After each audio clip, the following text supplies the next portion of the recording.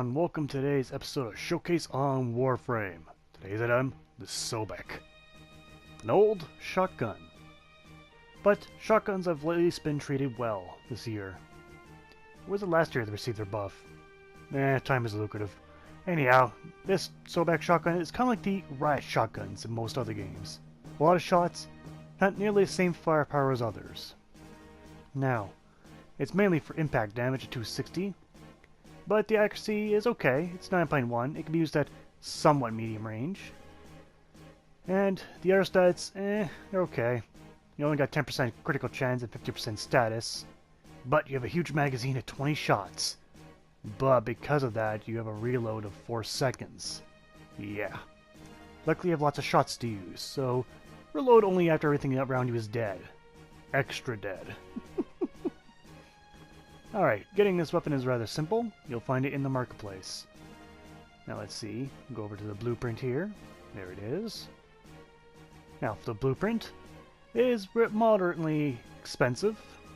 You got 25,000 credits, 5 neurodes, a little pricey there, but you need 500 circuits, and then 900 salvage and 400 polymer bundle. So it's relatively cheap unless you count the neurodes. Then it can be a little pricey, especially if you're starting out or if you're even halfway through your season of playing the game. But for me, it's cheap as hell. So, the Sobek again is like a riot shotgun. Let loose, fire in a general direction. Well, it's not that inaccurate. You can still aim it. Still pretty decent. The nice thing about the Sobek is you just fire, fire, fire, fire again, and then when everything's dead, then you reload for a long time.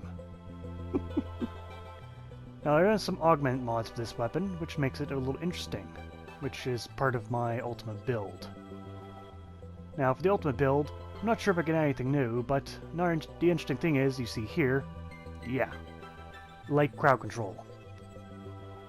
Again, it's all a matter of chance if you get those kind of shots, but they still exist. But I'll say again that I'm not sure if I can add anything new to the ultimate build that the community has made, but I will put it on my channel nonetheless.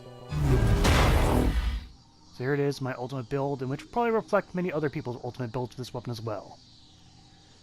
So, with 4 formas and 1 catalyst inside, what I have is pretty much prime point blank, fully maxed out for maximum damage, Hell's Chamber also for that, full content to again increase the bolt impact damage I do have, and Blaze, increase raw damage and add fire. Now for the bolt optional mods, you got the Seeking Fury, which adds punch through and increases your reloading speed slightly. It's kind of a good idea to have both this weapon. You have Shell Shock, which can be any element if you choose, plus a status, and Scattering Justice, which is offered by one of the syndicates, I forget which one, that adds extra status to this weapon, bringing it up to a pretty decent status now. And then the Acid Shell's Augment, which, when it kills enemy, it'll do corrosive damage of 45% of their health, so that scales with enemies luckily. So in the end, I got radiation damage, got 72% status, and acid shells. This works out pretty decent. So let's start off with the test. Let's get some Lancers. We'll grab around 7-9 of them. And put them to level 75. Yeah, 75. Alright. Now, even though the acid shells will decimate others' armor around them and health, keep in mind you still have to kill these opponents with the Sobek. And at level 75, you can see that it's just now in the comfortable region, like I wouldn't want to put these guys any higher. So yes, sure the mod scales, but you still have to kill those opponents. And even at 45%, his brother beside him that you killed, and even if you splashed at 45%, it's not going to kill him. It's going to take 45% of his health, and then you got to kill him with the other 55%. That's how that mod works. So it's effective, but it's still the Sobek.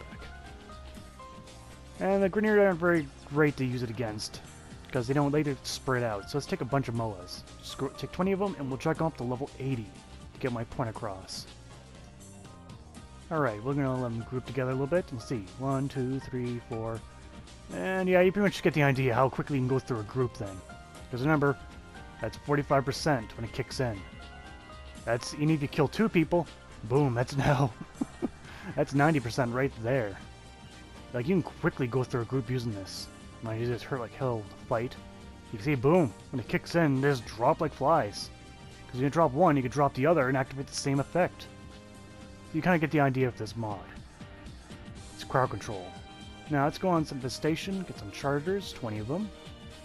And we'll use them at the same level 80. Though I could jack it up higher, but to get my point across quickly, I'll use them at level 80. So you know, as punch through, I don't really need punch through. In 2 shots, I nearly leveled out the entire group there. As for the range of these acid shells, well, the wiki claims it can go up to 15 meters. That's a bit of a stretch, but it does have sneak and reach as we saw in the beginning. Hey, it's pretty useful in the end. It's pretty neat too. Pretty awesome.